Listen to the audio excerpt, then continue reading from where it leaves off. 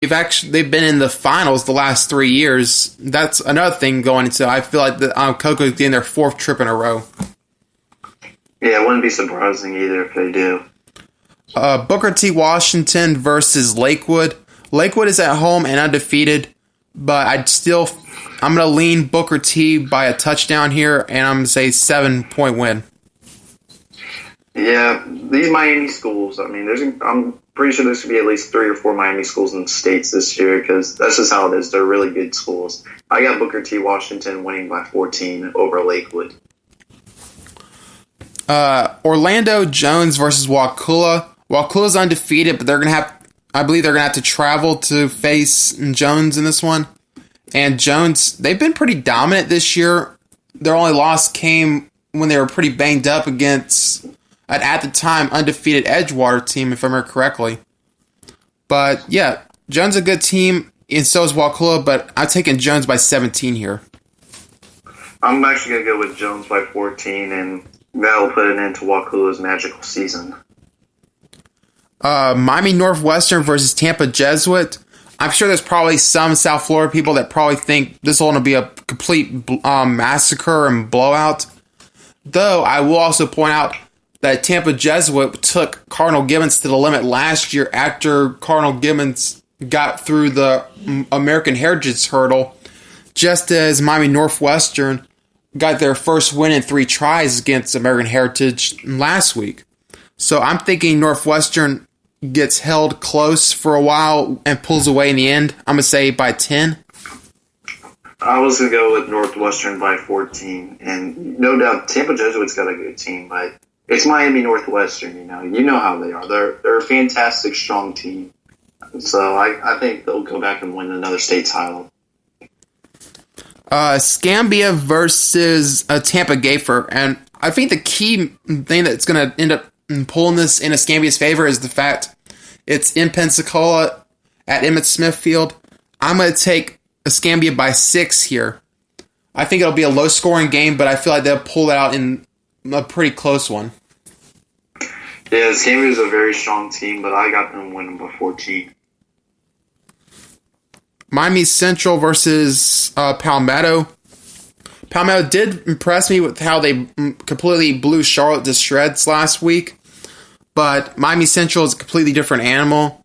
And Miami Central has blasted Naples and Dillard in back-to-back weeks. Both teams were undefeated. In fact, they went to Naples and completely just shredded them. I'm taking Miami Central by 21 here over Palmetto. I'm going to go with Miami Central by, I'm going to say 14. And Palmetto is a very strong team this year, but then again, it's Miami Central, and they're pretty good, so they're probably going to go back to, they're going to go win state probably this year, and like going back to this Gambia game, that game can go either way with those two, but I believe Miami Central's definitely going to beat Palmetto on this one. All right. Armwood versus Edgewater. This is a pretty good Central Florida matchup, and I feel like even though this one's pretty interesting. Edgewater is known for their offense. They've been, I believe, averaging close to 40 points a game. And Armwood's been known for their defense. I believe they've been holding teams like averaging around 10 points per game, or at least close to that. And I feel like in the end, playoffs, it comes down to defense in the long term. So I like Armwood's matchup here, and I like Armwood by 6 over Edgewater. This one's going to be a tough pick for me right here. I mean, like I said, Armwood, they just beat the number 1 team in the whole state. But Edgewater, they've got a pretty good offense. And Edgewater, they prove they're like one of the best teams in Orlando. And this one, I'm actually going to go with Armwood by 7. All right. St. Thomas Aquinas versus Venice. This one's a very chippy matchup in its own right. There was obviously the handshake gate last year, and I just feel like overall Aquinas, they're going to come into even though like there are times that Aquinas probably goes into games and probably plays like they just don't really care, but still win convincingly. This is going to be one of those games that that they're going to come in. They cannot stand Venice. I've seen them blowing Venice out. I'm gonna say Aquinas by 17 here. I was going to say bigger than that. I was going to say Aquinas by 28. And Venice is a good team, but Aquinas is very strong. So I would say they would blow out Venice in this one. Popka versus Steinbrenner.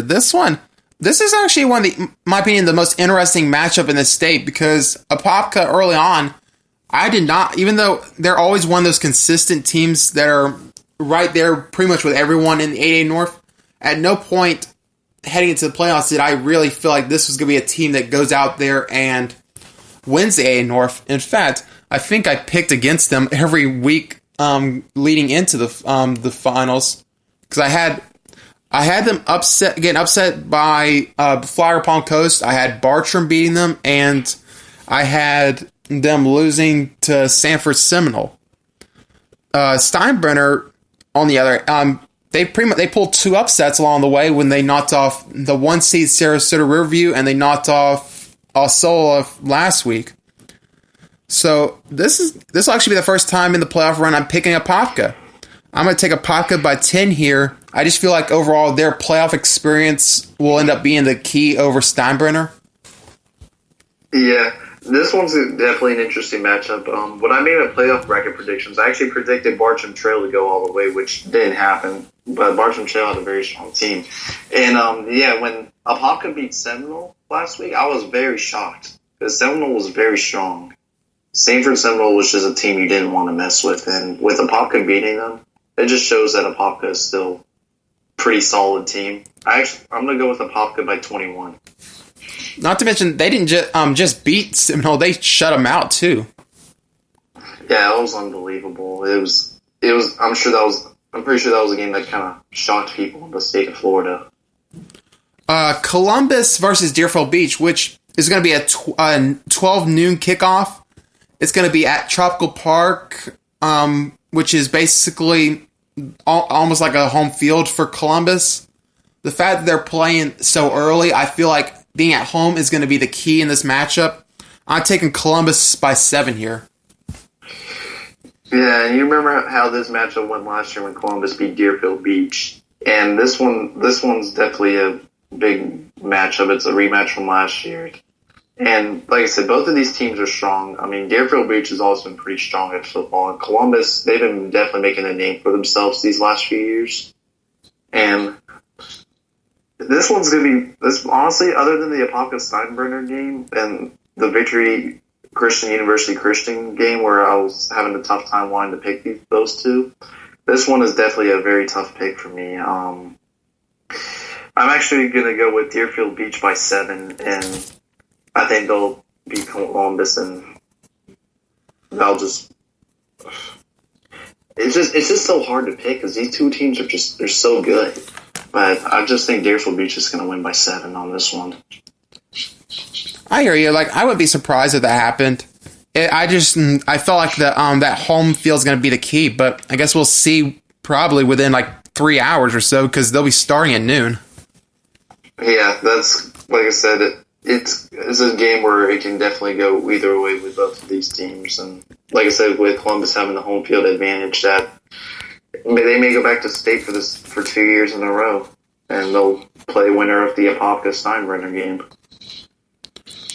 All right, and before we head out of here, we'll hit on some college and pro football. But before we head into the games, I'm not sure if you got a chance to watch the Egg Bowl last night, but I caught some highlights of how that game ended, with Ole Miss potentially scoring the opportunity very late in the game to tie it up. They get an unsportsmanlike 15-yard penalty for an end zone celebration. The extra point gets moved back to like the 30-yard line or close to that, and they miss the extra point. So yeah, I saw part of that game. Actually, I was out in McLean yesterday for Thanksgiving. I was watching the beginning of it. Then I saw the highlights from the end of it, and I mean, Ole Miss, come on. I mean, this could have been their year to beat them, especially with Mississippi State being down on players, and they weren't as good as they were the past few years. And that actually puts Mississippi State to bowl eligibility as they finished 6-6 on the regular season. Oh yeah, for sure, for sure. And really, this is pretty good rivalry week. That's why I had a few bit more games than normal. Virginia Tech versus Virginia. Both of these teams are, I would say, solid ACC teams. I'm going to take Virginia Tech by 7. I feel like early on, people really did not give Virginia Tech any credit. They were saying early on that they were going to be terrible, and they just kept winning. They got this. They fought their way back, and they believe they're ranked right now too. I got Virginia Tech by 14. That's all I'm going with. And here we go to another rivalry game on the list: Michigan versus Ohio State. This is big time rivalry, and I haven't got a chance to watch an Ohio State game from start to finish. I've watched highlights of them, but I'm very impressed from what I've heard from people that have, and from what I've seen. I'm going to take Ohio State by 14 here. Man, this is my team we're talking about, Michigan. Pretty much my favorite college football team other than Florida. And I really hate to say this, and I don't want to say it, but I think Ohio State's going to win probably by 14. I just hate saying that. But Michigan, they're playing pretty much the best college team nationally, if not LSU. It's not going to be a good game, I don't think. Don't forget about Clemson. Yeah, Clemson's probably going to win. Clemson's probably going to win their game against South Carolina. I'm going to take Clemson by 21 over South Carolina. Well, I actually was considering putting that game on there, but I figured once I decided how lopsided I was going to go on that, I decided just to pull it. But I was thinking Clemson by at least 28 over South Carolina. Hey, but then again, South Carolina's been having some good games this year, so who knows? Maybe it'll be a lot closer than we think. I guess we'll see soon enough. Wisconsin versus Minnesota in the Paul Bunyan Axe game. I like Minnesota by 10 here. Overall, Wisconsin, I feel like they're kind of one-dimensional. They don't really seem to have much of a passing game. They like to run it a lot. I feel like Minnesota's bounce is going to be the key for their win. Yeah, this one's going to be a good game, too, because Wisconsin, they're both ranked high, and Minnesota's having a really good year, and they haven't had a good year like this in I don't know how long. And then again, you got Wisconsin, who's pretty solid. I actually got Wisconsin winning by 14, and they're going to go face Ohio State in the Big Ten Championship in a week. That's right, because I believe this matchup actually determines who goes to the Big Ten title game. Yep, so it's even bigger than what it is, and that's actually a game I probably would want to go watch tomorrow. Alabama versus Auburn, the Iron Bowl, the SEC's premier rivalry game. This game's it's in Tuscaloosa, right? I believe so. I'm not actually sure. This one was one I was trying to figure out earlier. Personally, because I don't know why I didn't look it up beforehand, but I'm going to take whoever the home team is by 3. I believe it is in Tuscaloosa, so I guess I'll say Bama by 3. I just feel like this game's going to be this game's always seems to be more competitive when people are not expecting it to be. And I guess sometimes when it's supposed to be close, it ends up being a blowout. So this is one of those times people are expecting Bama to roll. I'm thinking it's going to be a very close one. Well, this one, I would say very close, but here's the question, though. Is Tua playing? Tua's done. He's done for the year. Exactly. So you know what I'm going to say? I'm going to say Auburn by 7 over Alabama. Alabama doesn't have a chance if they don't have Tua in there, and I believe Mac Jones is probably be their starter. I don't see Mac Jones beating Auburn on this one. Yeah, I was actually Mac Jones is going to be the starter, and I was really leaning towards just picking Auburn outright before the game. And honestly, if I'm Alabama, definitely keep your guard up. Definitely be on upset alert for this game, because I really could see Auburn winning this one. And that's part of the problem of why Alabama's kind of struggled this year. Is ever since Tua's been injured, they actually haven't been playing as good. And Mac Jones isn't a bad quarterback, but he's nothing like Tua. He's not. And for those who don't know, Mac Jones is a Jacksonville native. He graduated from Bowles High School, and he was an outstanding quarterback there as well. I did see Mac Jones play once. Of course,